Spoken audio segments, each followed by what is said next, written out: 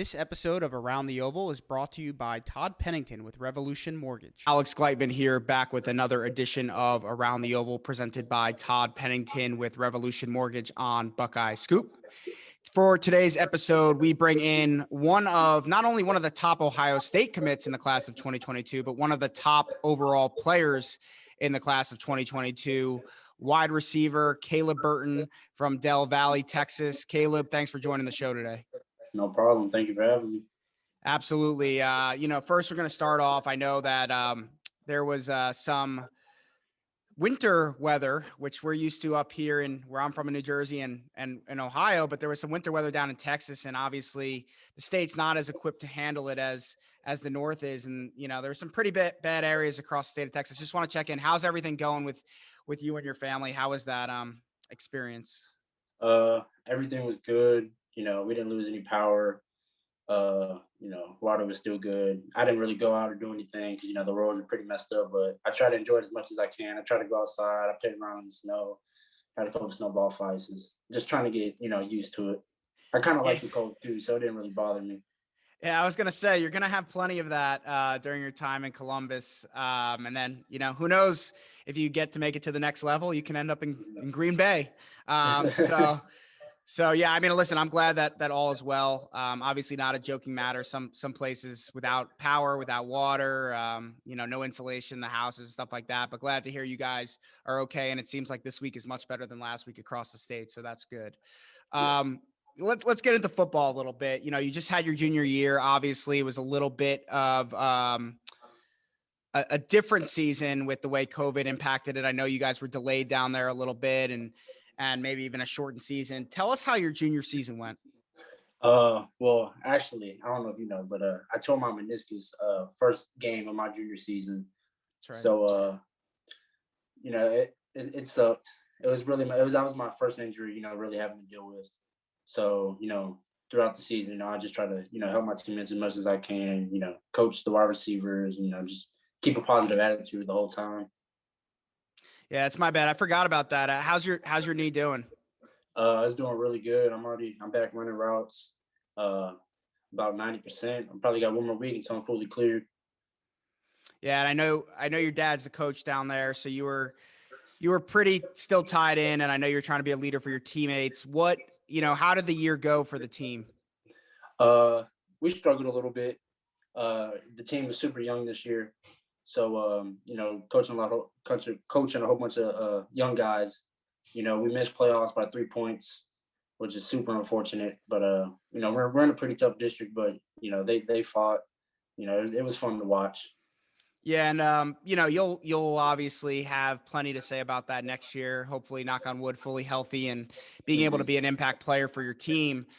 I guess my question is, obviously, before you hurt your knee, what did you feel that you improved the most on from your sophomore to junior year? Because to your point, like I've only seen your sophomore film. There was only, there wasn't really much this year to go off of. But what do you feel, Ohio State fans and Texas football fans would have seen this year had you been able to play a full season versus your sophomore year? I think they would have seen, a lot more explosiveness out of me. I feel like I got pretty fast, right before I got hurt. I feel like I was coming on my break way faster than I was, but also just my football IQ, being able to read, defenses, what coverage they're in and knowing how to, move around, position the DB where I want him to go so I can make my move. Yeah. And what are the things you want to work on heading into next year? Obviously getting your knee stronger and back to where it needs to be is number one, but what are the football things that you want to work on to take your game to the next level? I would definitely say blocking need to be more physical. Also just, being more fluid in my routes. There's certain stuff I'm trying to work on, speed cutting stuff and, certain routes I have to break down on. Yeah. And you committed to Ohio State in late November. Let's look back on that decision. Why Ohio State and why then? Ever since they offered, even before they offered, me and Coach Hartline, me and Coach Dave, we had a really good relationship. We talked for about 2 months before they offered. So it was just good, to build that relationship. But also I'm cool with a couple of the players up there. So, I kind of get the inside scoop, how things are up there, what it's like as a family, stuff they do on their alone time, stuff they do like with the coaches. So that was definitely one of the major factors. Yeah, and I guess what's your status with? I mean, you committed fairly early. I mean, you had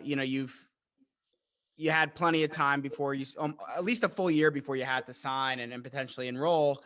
What is your status? There's been some changes in your kind of hometown school of Texas and things like that. But what is your status with the Buckeyes right now? I'm definitely 100% still locked in with the Buckeyes. Our fans will like to hear that for sure. And what if I know you said you're close with Coach Hartline and Coach Day. What have they kind of told you about what to expect, how they'll use you, when you might get on the field, things like that? We haven't really gotten into that yet. I know me and Coach Hartline, we want to talk about that soon. That's one of the things that we've been talking about in our text messages. But just as of right now, me and Coach Hartline, we just been, just chatting out with Coach Day too, but also they just want to see the process of how I'm doing with my knee. So I sent them some football videos and they're enjoying it. Yeah, that's awesome. And, when I watched your sophomore film, I don't want to put too high of expectations on you, but I literally watched the whole film and I said, this looks like Garrett Wilson to me. Mm-hmm. I don't know, I'm sure you're familiar with Garrett, obviously being from Austin, Columbus, then Austin, and starring at Ohio State.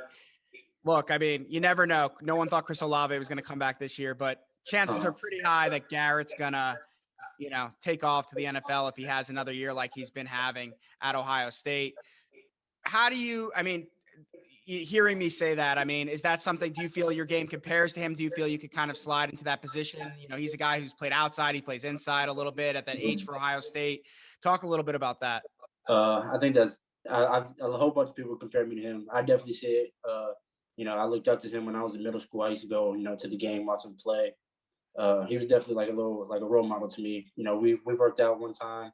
I would definitely say, we do look the same, we kind of move the same, but also, that was also one of the major factors why, that was one of the major things I was looking at while I was still making my choice on where to go. Seeing a kid, Garrett from Austin, go to Ohio State. He played a little bit his freshman year, sophomore year breakout. Just seeing him progress, it just made me see like, okay, like it's the right move. Yeah, no doubt. And have you ever been up to Ohio State? Nah, we're supposed to visit, but dead period keeps getting pushed back and Corona. Yeah, I didn't think so. And I was going to ask, I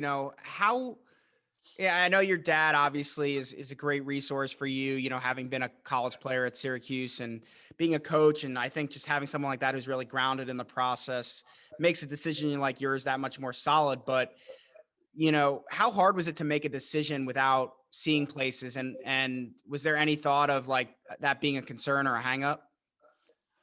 From my parents, from my mom mostly, she thought it would be a little hang up, but to me and my dad, we kind of just see through it. It's just like, anywhere you go, it's going to be best facilities. It's going to be the top school in the country. So, we weren't really worried about, visiting the school as long as, it was really just more about, the team, the coach, strength coach, just building those relationships and, just seeing who was the best fit. Yeah, and Coach Hartline, I mean, I know you mentioned him a few times, and he obviously played a key role in that decision. I mean, he's a guy who he did it at a high level at Ohio State. He did it at a high level in the NFL, made a lot of money doing it, and now he's coaching and he's trying to develop you guys to have successful careers at Ohio State and in the NFL. How big was he in your decision? Talk about his past playing experience and how that, did that give Ohio State maybe even a little bit of edge outside of the relationships and all that? I would definitely say yes. Knowing he's been through the process, so he knows what it's like.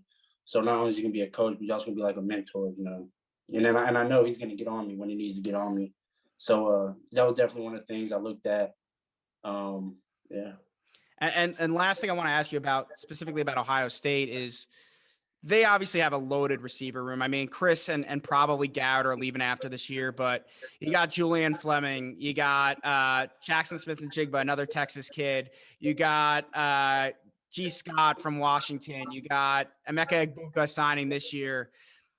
A lot of guys would be, I don't want to say scared, but maybe shy away from that type of competition. Was that something that, I don't want to say concern you, is that something that crossed your mind at all, or is it something that actually excites you, being able to compete with all that talent?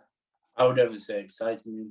Just obviously I'm gonna be those my guys when I get up there, but it's always gonna be competition when I get up there. And best man wins the job, but also it's learning from older kids that are older than me that are they're gonna have a year of playing, so it's just a learning experience for me also. Yeah, I think you kind of mentioned it before. Like Chris and Garrett both took this track under Ryan Day as a freshman. They cracked the rotation. They played. They started to make their impact, kind of toward the back end of the year. Sophomores, they break out, and then at least for Chris as a junior, he was pretty elite, and I'm sure Garrett will be too. I mean, they usually play 6 receivers, so it seems like at least if there's going to be a position with a lot of talent in the room, that's a good one to play for sure. Definitely. I mentioned Texas before. Obviously, they're a blue blood program, home state school. A lot of excitement around that program right now with Coach Sark coming in. Have they been in touch with you at all? Yes, they have. And is that something you're entertaining at all, or is that something you've kind of respectfully shut down? I wouldn't say entertaining, but just being respectful. So if they want to talk, we can talk, but I wouldn't say I'm budging into them. I'm still it's Buckeyes all the way for right now. Yes.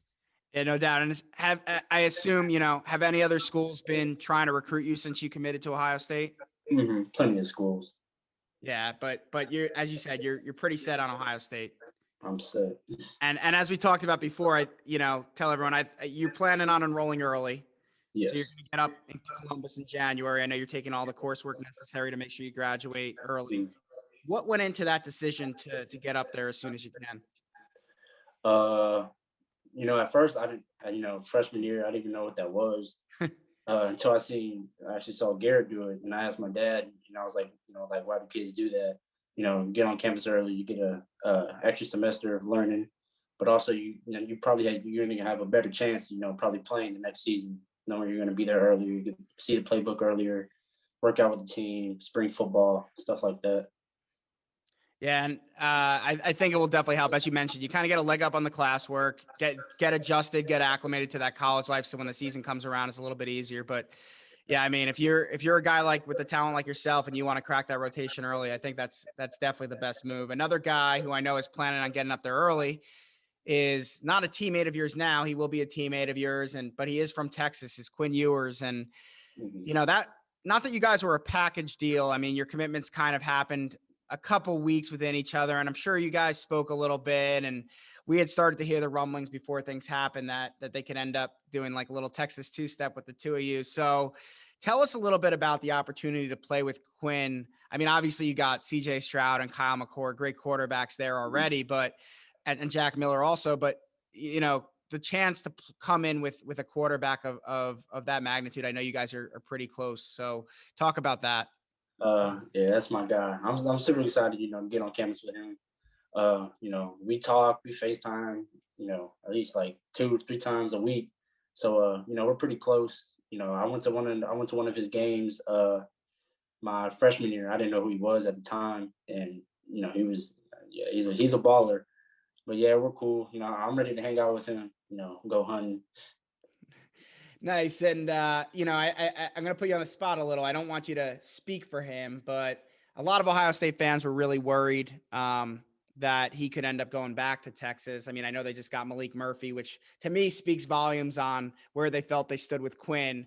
Do you see him signing with the Buckeyes, or do you think there's a chance that, things could change before signing day? He's with the Buckeyes right now. Yes, I would say that. Yes. All right. Talk about some of the other guys in the class. Who are you close with? Who have you started to build relationships with? I'm super close with Deshaun, CJ, Jair, Tegra, Bennett.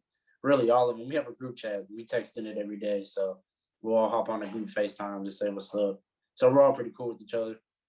That's good. And it's interesting the way technology has been able to help, guys like you guys kind of form that bond before you get to Ohio State, which will definitely help once you get there. And I know there's a couple guys in some group chats that aren't committed yet that, might be closer or top targets and things like that. Some guys are taking an active role. I know CJ's obviously talking to every single person he possibly can. And some guys are a little bit more laid back, but, talk to us a little bit about, are you trying to help recruit at all? And who are some of the guys you're talking to? I'd say I'm definitely one of the, I definitely reach out to people. I talk to them, keeping close contact with a lot of kids, who are interested in us or, just get the offer. I can't say too many names, but, I'm cool with, like Kion, X, Keontae. So a couple of them. Nice. And a couple of the names you might mention might end up being commits in the near future. We'll see. As far as visiting, I know it's crazy, this dead period. It's extended now through May. I know you mentioned wanting to get up before. In the past, the 2021 class, they couldn't take any visits. And so they kind of did a little, what I'll call an unofficial gathering. They called it the Buckeye Bash in the fall. A bunch of them just got on campus together during a game weekend, watched the game. Buffalo Wild Wings hung out at Jack Sawyer's house, went around the city a little bit. Is that, is getting to Ohio State a priority for you when things open up? And then B, has there been talk about you guys getting together at all if visits don't happen? Yeah, I would say definitely priority. But me and the guys, we've talked about doing a Buckeye Bash. It's just really finding the right time, which is crazy right now, but we're definitely all trying to get up there around the same time. Nice. We'll look forward to hearing when that is, because it's going to be interesting to see when visits open up. Hopefully June happens, July. They allow some camps and things like that. But, maybe this summer might be a good time for you guys when the weather's warm and, no school and things like that. But last question, and then we'll let you go. So we know Caleb Burton's a great football player. We know you're a Buckeye and all about your recruitment. But tell us what you like to do when you're not playing football. I would definitely say I like to listen to music a lot. Also, I just got my license, so I've been hanging out with a lot of my friends, just traveling around. Went bowling the other night. Pretty good at bowling. I ain't gonna brag, I'm pretty good at bowling. Also, I like to go eat food, though. Like, if anything, like, I'll just say, like, let's go eat somewhere. I like trying out new food or just eating what I like.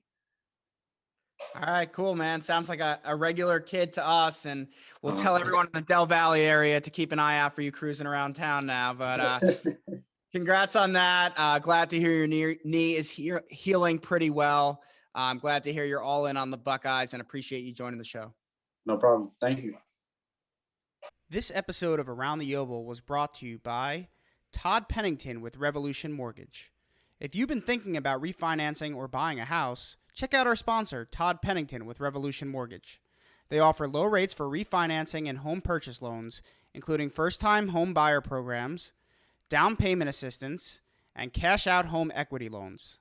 Check out revolutionmortgage.com/tpennington.